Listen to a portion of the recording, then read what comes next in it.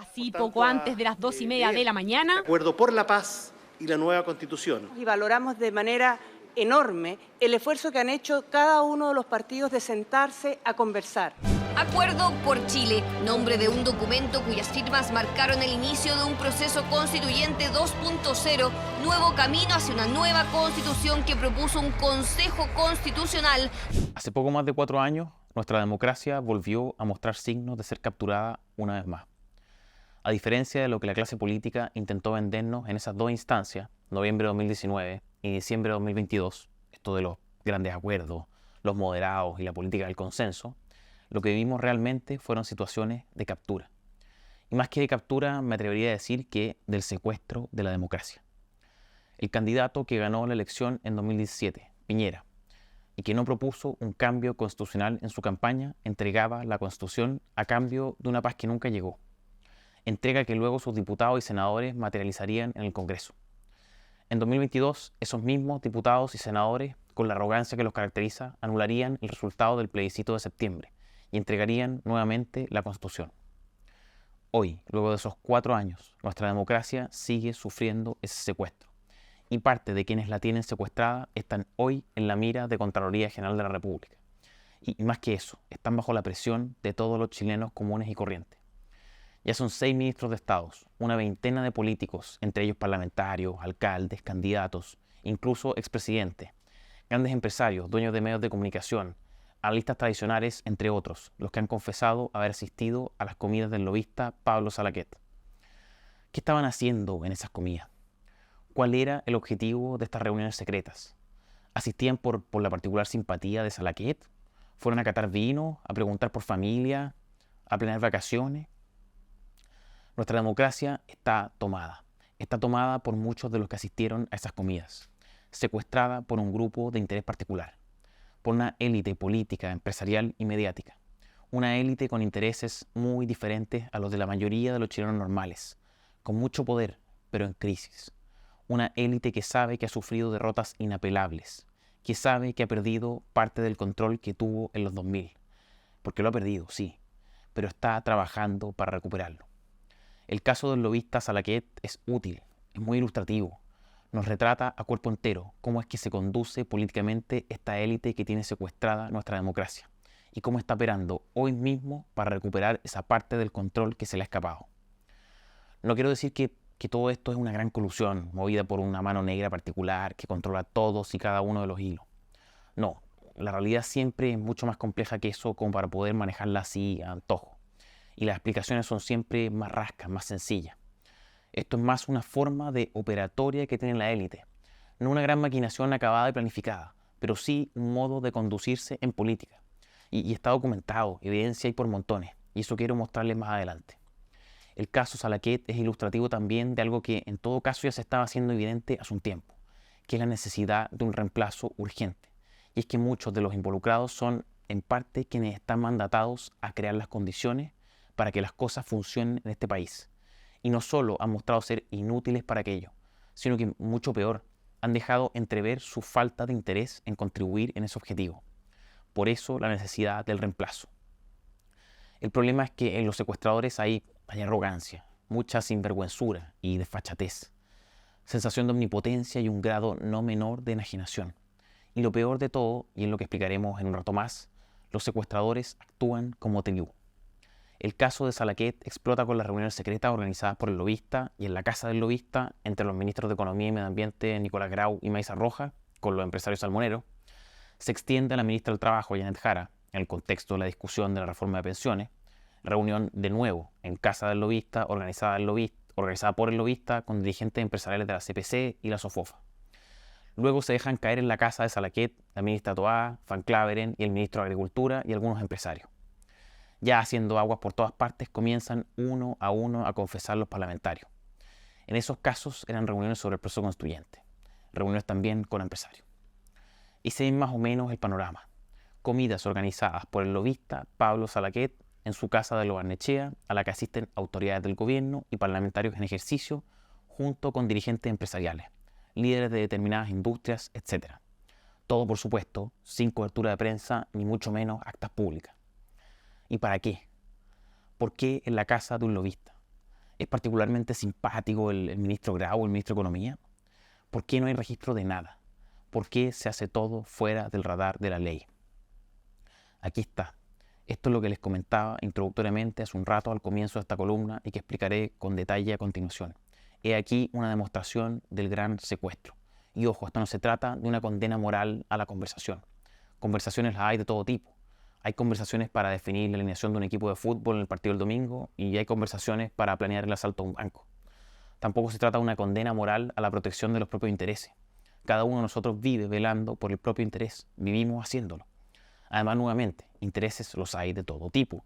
Algunos tienen el interés de aportar propuestas de solución de determinadas industrias, otros tienen interés de introducir barreras de entrada a ciertos mercados para evitar la competencia. Por último, esto tampoco se trata, por supuesto, de una condena moral al mundo empresarial en ningún caso. De nuevo, empresarios los hay de todo tipo. Hay empresarios como Elon Musk y empresarios como Mark Zuckerberg. Hay empresarios como Carlos Siri y empresarios como Juan Sutil. En todo caso, esto no se trata de ellos, de los intereses de los empresarios. Como les decía, esta élite no solo es económica, es también política. Aquí también hay intereses particulares de las autoridades, los veremos luego. Pero dicho eso, entonces, insisto, conversar no es el problema. Proteger intereses no es el problema. El gran empresariado por sí mismo no es el problema. La cuestión es que esas conversaciones, esa promoción y protección de intereses en nuestra democracia tienen reglas, canales específicos. Existe una regulación de esa misma actividad. El problema es que parece haber cierta gente, parte de los secuestradores, esta élite política, económica y mediática, que cree estar por sobre esas reglas, por sobre esos conductos. Como les decía al principio, aquí hay mucha arrogancia, sensación de omnipotencia, de creer que ese sistema de reglas no les empece a ellos. Vaya a saber uno, ¿por qué no? La importancia de este sistema de reglas, de registro, de transparencia, es el control. Es la capacidad que tenemos nosotros, los ciudadanos, de enterarnos de lo que hace nuestro representante. Cuáles son las razones o motivos que los impulsan a tomar determinadas decisiones. Nos permiten saber si es que hay influencias extrañas. Nos enteramos qué hacen con nuestro dinero, para quiénes realmente trabajan, si cumplen verdaderamente con sus promesas de campaña, etc. Para eso están este tipo de reglas de control. Quienes se las saltan, los secuestradores, pretenden mantenernos todo esto en secreto. Porque de eso se trata, y eso es el caso Salaquet. Un paréntesis, aquí hay que decir las cosas como son. Parte de la crítica que hizo históricamente la izquierda impugnadora a la democracia del 90 y posteriores era cierta. El asunto es que ahora los declarados superiores morales se comportan exactamente del mismo modo. Son ahora parte del grupo de los secuestradores. El caso Salaquet es entonces una ilustración, un ejemplo palmario de la política extrainstitucional, de los otros canales de la política. Es la forma mediante la cual participa realmente esta élite política, económica y mediática en la política, en las decisiones del poder. Porque seamos claros, los miembros de esta élite no están ahí por la batalla ideológica, batalla que, para que sea efectivamente útil, debe darse públicamente. A esta élite eso no le interesa mayormente. Se mueve en circuitos de poder ajenos a esa disputa. Participa de las instancias secretas donde realmente se deciden las cosas. Tiene mecanismos diversos de influir en las decisiones, con instancias de control, por supuesto, inexistentes. En definitiva, es una instancia o son espacios de desarrollo de la política paralelos a la estrictamente institucional, y al parecer mucho más eficaces. Si no, uno nos explica por qué todos, de todos los sectores políticos, recurrían a esta instancia, y más específicamente en este caso al mismo lobista. Para la élite que secuestró nuestra democracia, la política institucional es solo un sello, un visaje de mero trámite, un acto parafernálico, por decirlo de algún modo, una formalidad necesaria para dotar de legitimidad democrática a aquello que realmente no la tiene, que es lo que se acuerde previamente en esa instancia secreta carente de toda legitimidad. Esta es la forma de operar de esa élite, la forma de conducirse en política, y así son los canales que utilizan. Como otro gran botón de muestra, otro gran ejemplo, el segundo proceso constituyente. ¿Qué fue el reinicio del segundo proceso constituyente sino eso? La operatoria de esta élite para imponer su voluntad por encima de decisiones soberanas, los canales oficiales, etc. Recordémoslo, una mesa de 8 políticos, 5 que habían estado por el apruebo y solo 3 por el rechazo. 3 de ellos no eran siquiera autoridades electas. Uno de ellos era presidente interino en su partido. ¿Se entiende? Esa mesa de 8 políticos cocinó durante 100 días, a puertas cerradas, sin prensa ni levantamiento de actas, un arreglo para reiniciar el proceso constituyente. Esa mesa, repito, sin dejar registro alguno, definió todo. El órgano, la forma de elegir a sus integrantes, su duración, atribuciones e incluso los famosos bordes, o sea, todo. Sustrajeron del verdadero debate democrático, sin vergüenza alguna y con ínfulas de padres fundadores, el debate político de todo aquello que se plasmó en el Acuerdo Constituyente 2.0. Era tanta la desfachatez de esta élite que incluso en estos encuentros secretos, en estos arreglines, participó también un actor que en ese entonces no era más que un grupo de WhatsApp de columnistas de medios de prensa tradicional, que no tenían representación parlamentaria ni territorial. Lo que le quedaba al Congreso luego de esos 100 días era solo visar el producto de esas reuniones secretas, ponerle su timbre, darle el toque de legitimidad democrática que esas instancias extrainstitucionales no tenían. Y así fue, en una tramitación récord, en no más de 20 días, poquísimo comparado con los 100 días que estuvieron arreglando todo secretamente, y respetando las urgencias legislativas como nunca lo hacen, ese acuerdo secreto se transformó en ley de la República. Se rechazaron de plano las 350 indicaciones que presentó el grupo político que en ese entonces se mostraba en desacuerdo con reiniciar el proceso constituyente. No hubo más que 3 minutos para hacer un discurso en un periodo de 5 horas de discusión. O sea, el diputado que no alcanzó a dar de suyo, perdió. Se tuvo que contentar con solicitar la inserción de su discurso en acta. ¿Se va entendiendo un poco cómo funciona esta élite? Opera cuando las cámaras se apagan, sin registro alguno. Participan actores políticos, económicos y mediáticos. Pero no todos los actores políticos, económicos y mediáticos. Son ciertos actores políticos, son ciertos actores económicos, son ciertos actores mediáticos. Y todos ellos opinan en igualdad de condiciones, los electos con los no electos. Y dejémoslo bien en claro, esto no se trata de prácticas lobistas solo en favor de intereses empresariales. No, acá todos buscan algo, las autoridades de gobierno o parlamentarias también. El lobby es en ambas direcciones, la maraña de intereses cruzados es grande, los cálculos electorales de financiamiento, etcétera, también. Y entre todo esto, el 99% de los chilenos queda plop, queda marcando ocupado. Y es normal que así sea, porque es poco lo que se sabe, poco lo que se cuela de esos intersticios de poder hacia afuera. ¿Cuántas reuniones se habrán realizado? ¿Cuánto tiempo llevan operando de este modo? ¿Qué otros actores relevantes habrán participado? ¿Qué cosas habrán decidido en este tipo de instancias? ¿El reinicio del proceso constituyente habrá sido parte de estas conversaciones? Insisto, los chilenos poco sabemos y poco sabremos, porque las explicaciones de los secuestradores de la democracia han sido insólitas. Yo creo que este es un proceso de aprendizaje que no solo es para el gobierno. No conversamos de una ley en específico o de un interés concreto que tuviera la industria, sino que hablamos de las distintas visiones que tenía cada uno respecto a cómo esta industria debía desarrollarse. Si esa fuera realmente la explicación, la del ministro Cordero, que yo no creo que verdaderamente la sea, ¿cuánto tiempo tendremos que esperar nosotros los chilenos a que aprendan? El ministro Grau espera que nosotros creamos que los empresarios salmoneros no buscaban influir en las decisiones legislativas de su cartera. Los empresarios se juntaron, ¿por qué entonces? ¿Porque encuentran fascinante al ministro Grau? ¿Porque Maiza Rojas puede darle exposiciones medioambientales superiores a las de sus técnicos particulares? Otra de las explicaciones, que es la que ha usado esta élite para intentar recuperar el control, es la del presidente Boric. Mi mandato va a seguir siempre dialogar hasta que duela para poder sacar adelante todos los acuerdos que vayan en beneficio del pueblo de Chile en el cumplimiento del marco legal vigente.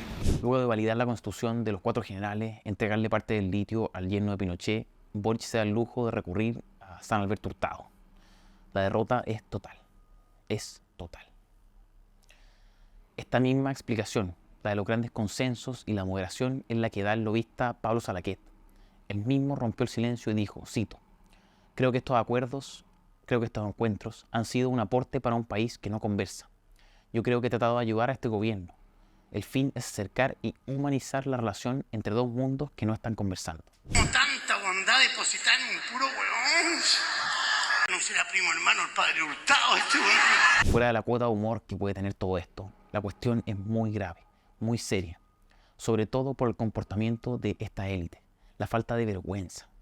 Fíjense este otro tipo de explicaciones que sostuvieron parlamentarios de derecha y de izquierda. Y así como voy a las universidades, voy a las juntas de vecinos, a los salones parroquiales a hablar de política, evidentemente que fui y con mucho gusto, digamos. Era casi como una reunión de vecinos, por así decirlo. No hay vergüenza. Por otro lado, insisto, sin mucha arrogancia y desfachatez.